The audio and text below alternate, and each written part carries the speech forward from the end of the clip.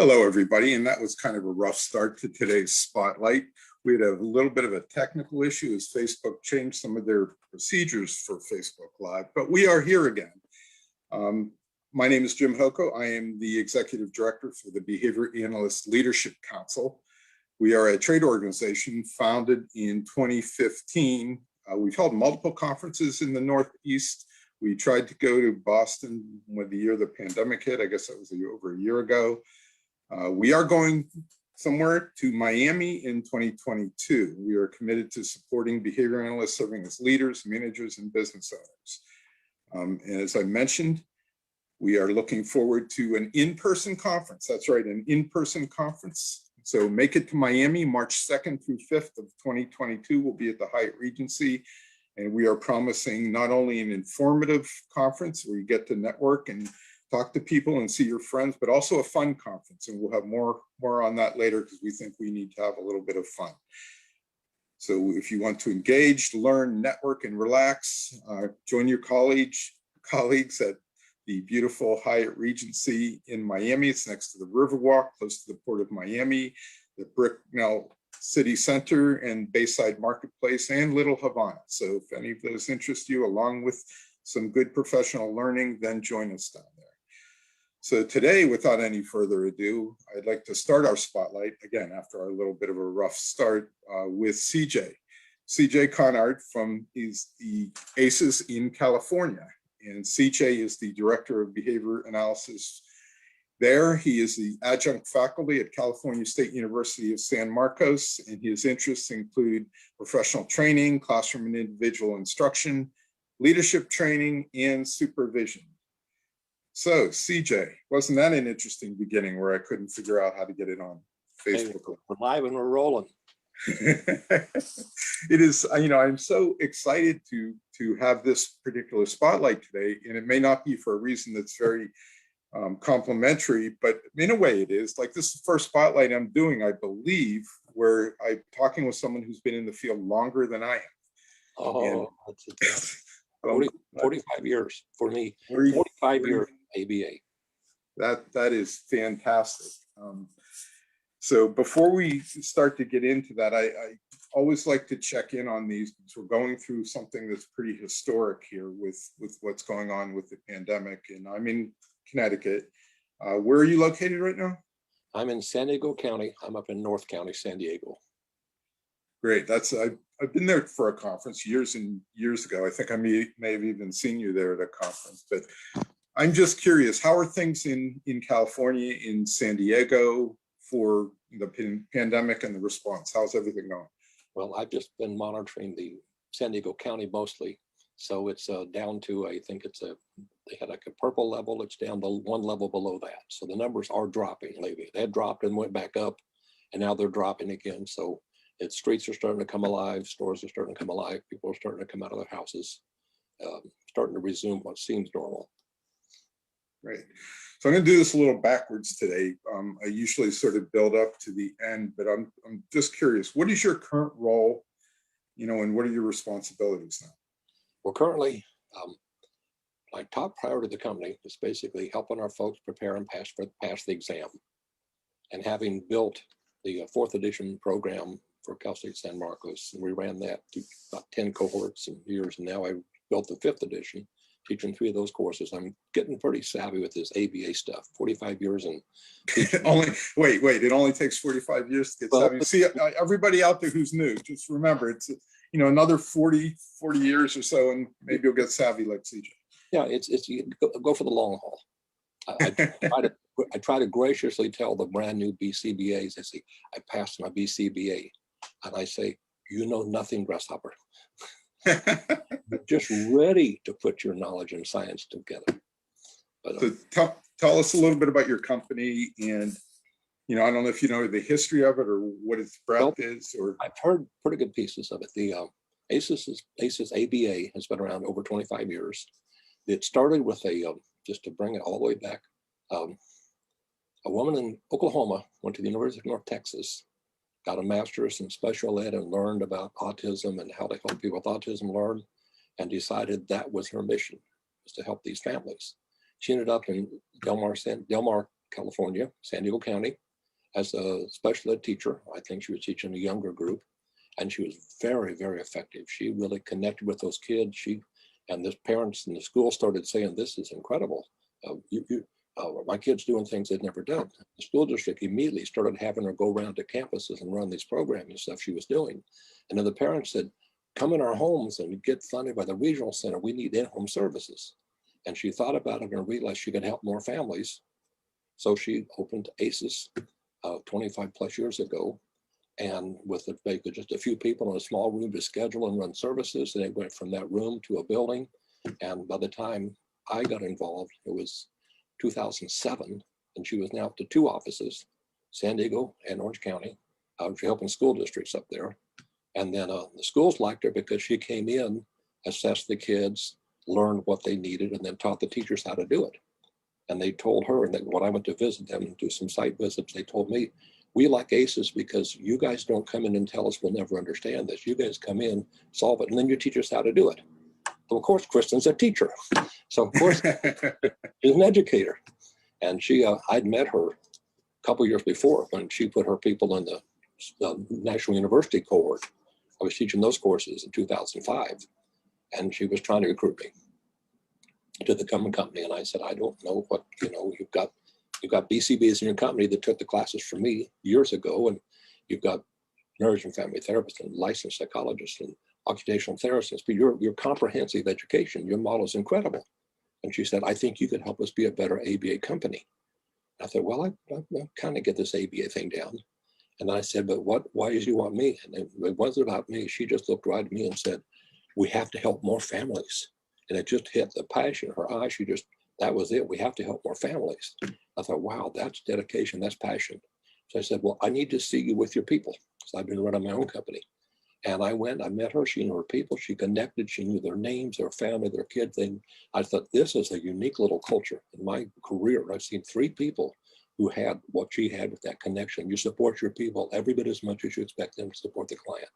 She now has grown ACES to 8 states, 35, 36 offices. I don't even keep track of that anymore. I'm not the big corporate guy. I'm the guy that wants to do ABA and live on the 7 dimensions and teach everybody about ABA. It's interesting you use the word passion, because when I think about you, I'm going to kind of be open here. Like, I've known CJ for a long time. Passion is a great word, and I'm going to back up a little bit. And I'm not sure if I've mentioned it in previous spotlight, but I was not going to be a behavior analyst when I first went to school. I was going to be like a journalist and travel the world, like a Geraldo Rivera. Well, might not be the best example, but that's what I was going to do. But I ran into a person who was a great behavior analyst where I was going to school, and she said, "Hey, you should go to Kansas," because of course Kansas is where Don Baer and Wolf and Todd Risley and a whole bunch of people that CJ is probably going to talk about in a minute were there. So it was kind of one of the main places to go. And I ended up going to Kansas, and one of the first people I met was CJ. So CJ, I remember meeting him for the first time, and I could just see so much passion. CJ is a very prominent figure at Kansas. He'd been there for a while, and the passion about the field is something that I really like. And I thought, yeah, this is where I want to be. But I want to take it back, CJ. And can you kind of walk us through your leadership journey from, did you always want to be a behavior analyst, and how did everything happen? That's a fascinating story, and I'll try to put it in a nutshell because I've got to put it. I'm 72 now, but here's a quick story. I wasn't a strong academic in high school, because that's where you sort of get your foundation and think you're going to go change the world. I missed the honor roll by 3 points. The honor roll was like a 4.2. I graduated with a 1.2. 3 points, yes. Well, 3 points. And so I didn't really care. I had a fast car, had a job at a factory. I was set. Next thing, my uncle wanted me to come work for him, my Uncle Sam. So 3 years later, I get out of the Army, and I get a GI Bill to go to KU. Now, the only class I passed with an A in high school was accounting. So I'll go to KU, I'll be an accountant. That's my career, I'll be an accountant. I hear they make good money. I'd like those little numbers. I didn't care about anything else. I didn't study. I drew cartoons on lunch napkins. So I get to KU and end up taking this required child development course, developmental child psychology. And they said, and it wasn't a lecture class. You had to read the study guide and answer questions. Then you had to read the chapter, do a study guide, answer questions, go in and see a proctor. When a proctor was an assistant student, classroom somebody, and they gave you a test and talked to you. And if you passed, you went to the next one. If you didn't pass, you studied and did some more. And I flew through that course in 3 weeks. And I had done all the development stuff, Freud, Erickson, Piaget, all the stage theories, all the Gesell Institute milestones, Bender and Walter, social theory, Kohlberg, morality levels. I had to learn all of that stuff I had no interest in, kids. But then the last part of the course was all about ABA. And it translated all of these psychological, sociological models into a world I couldn't understand, with environments influencing behavior and then histories of learning. And it kind of fired me up. I wasn't sure if that was going to be a passion. They actually invited me to come back and be a proctor the next semester. But then that summer of choice came, and I went to see my dad in Dodge City, Kansas, where he's from. And there's where I had to make this decision. I got to Dodge City, and I went, as I drove into town, I go past the old Dodge City Boot Hill Front Street, the tourist attraction, where I used to go all the time as a kid to visit the grandparents for the holidays. So I got out of the car and I walked down the boardwalk like, well, here I'm back in old Dodge City. It's been years. And I walk into the store there and I see the gal there and I says, I need me one of them cowboy hats. So I get a cowboy hat and I look at her and say, where do I get me a job around here gunfighting? Because I used to watch the gunfighters in the summer. And she just said, down the boardwalk upstairs, asked for Mr. Hendricks. And I was kidding. I went down the boardwalk and I'd never noticed the stairway to the offices above the front street. I went up and walked into the counter and said, I'm here about that gunfighting job. The woman just says, Mr. Hendricks, you got a cowboy out here. And this tall, lanky man comes through the door and looks at me. What's your name, boy? I said, Conard. So, are you Gary's boy? And my Uncle Gary did a lot of advertising for the radio station for free for the nonprofit. So he said, give him a gun, Marge, sign him up. So she told me, checked out a gun and for the shootout and the belt, and told me to come back at 8 o'clock and meet the boys. I went back to Dodge, went back to behind the ice cream parlors where they met, and I met the guys and they talked and told me the story of gunfighting. Gonna go in, Johnny and Ringo go in, they get the fight, they get thrown out, they come back with us, we shoot it out, the show's over. So I had a summer job as gunfighter, going every night and shoot it out with the sheriff and his deputies. And I'm wondering where the connection to gunfighting to behavior analysis is coming. Well, you're going to see it here in a minute. All right. I promise. And then went through the summer. They only gave us 4 blanks to shoot every night. And one night, a couple of cowboys came up to me after the show and they said, we're interested in, we're from Tombstone. We do shows all day long, 7 days a week. And you're the only cowboy that fell backwards. Everybody else fell forward. Don't get shot and fall from it. You fell backwards. And they said, we're just going around the country looking for talent. And I said, hey, I don't have to go back to KU. I don't have to be a proctor. I could be a gunfighter in Tombstone, Arizona. They said, well, we're not finished with our tour. Well, if we swing back through, we'll see. So got to the last night of the summer. And I said, I'm waiting for those cowboys to come and recruit me because I either go back to school this weekend or I don't. Now I did stage one last exit. I had to exit the cowboy world. So I went in for the last night of the show, and typically they line up and they're shooting it out. And I kind of saved my blanks till I had 6. And the end of the show, there's the sheriff shooting it out. Everybody's dropping right and left. He's deputy. And I'm waiting to get him. And I finally turn, I just yell out, tonight, Sheriff, you die. And I pull the gun, bam, bam, bam, bam. And he just stunned because I'm always on the ground by now. And he starts to shoot back at me, bang, bang, click, click, click. And he was out. And the crowd just, and I had 2 left. So I just bang, bang. I shot him and he dropped. Now, there was a rule, nobody shoots the sheriff. That was Mr. Hendricks' boy. But right. I was leaving. So I had no exit plan. All of a sudden I realized, how do I get out of this? Luckily, the deputy had a blanket. The deputy shot me. See, I shot the sheriff, but I did not shoot the deputy. So, all right, I'm not sure the audience doesn't know, but CJ is a very interesting person when he tells stories and his humor. After KU, I go become a proctor, and this started my path to leadership. As a proctor, I learned I was a little bit older, being out of the Army. I started tutoring and helping the other proctors learn. The TAs noticed that I was not the typical sophomore. They talked to the professor. He put me in as an undergraduate TA. In the next 2 years, I ran 4 classes a day, PSI classes, 160 students, 42 every hour. And every hour was different. 1 hour I had this procedure, the next hour I had a reverse procedure. There was another one. I didn't realize for a couple of years I was running these solving four-group counterbalance reversal designs for the grad students. But I'm going to their meetings, and every year I'm learning. I'm opening the courses, and I'm taking leadership of the class and leadership of the proctors and proctor training into grad school, where, as you mentioned, the leaders for the field became my leaders. So I have this one little souvenir, little thing. Here we go. Let me get that in front of the camera for you. I have this little souvenir. Wait a minute. There it is. There, Beowulf and Risley. So there's your Beowulf and Risley book. And CJ mentioned PSI, the Program System of Instruction, which when I went to KU was really big. There was a lot of work being done on it. So your time at KU, what did you do at KU? Well, I learned to run research, run a lot of PSI. I took what I learned from the PSI class, and I started writing my own study guides. Another course, I didn't know I was doing instructional design development on my own. And I started acing everything. No matter who taught it, I managed to ace it. Triple majored in psych, sociology, and HDFL, ABA, and RIS is all behavior. So I became grad student president. I did that for 3 years. I used to, if you remember, I used to throw parties in my house. Once a month, I'd invite the entire grad student department over to have parties in my house. That was a great social opportunity. Got to meet all these people and all the different, we had one department. We had all these kind of the blue team, the red team, all the different research interests. So I started networking with all kinds of, we had couple hundred grad students in that program, as you know. So KU took me through opportunities for leadership, and then got to presenting papers and running research and running classrooms and training proctors. Just set me up to get ready to go out and conquer the world with PSI. That was great.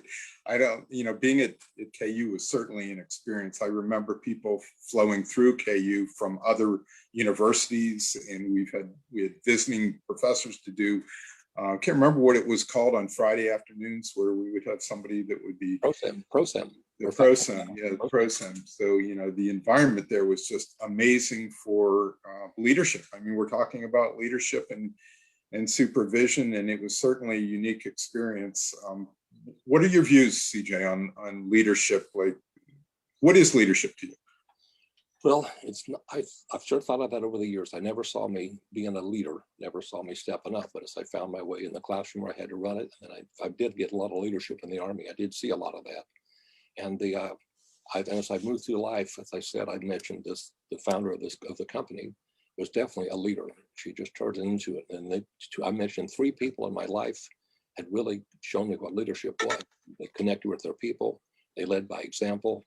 They just, it wasn't a matter of, it was hard to figure out what they were doing, but I just realized this person says it makes sense. I'm enticed. I started following their lead. Then I started doing that when I had opportunities. So leadership to me is take advantage of the situation. I do fall back on those 8 principles of instructional design. Is number 1 is a clearly stated behavioral objective. Tell folks what we're going to do, whatever the situation. Here's the objective, here's the agenda, here's what we're going to do. Now they have an idea where it's going, and then an accurate, competent model. Model what it is you want, and then and make it happen and do it. Move forward, conviction, purpose, passion. And I saw that from the KU ProSem, for example. They brought in all these people from all over the place. I remember Jack Michael coming through, and Iwata coming through, and Og Winsley was just up the hill. He used to come down and do stuff, and all these incredible people come in and just promoting their knowledge and their passion for ABA and the things they were doing.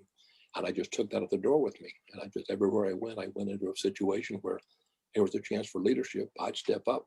I got into Toastmasters, spent 18 years in Toastmasters, leadership and communication organization. You're going to have to tell people what Toastmasters is. I remember getting a few pictures from you on that. Yes, indeed. Toastmasters is it's an international organization, and it's basically about leadership and communication. It's for people that are typically nervous about speaking in public.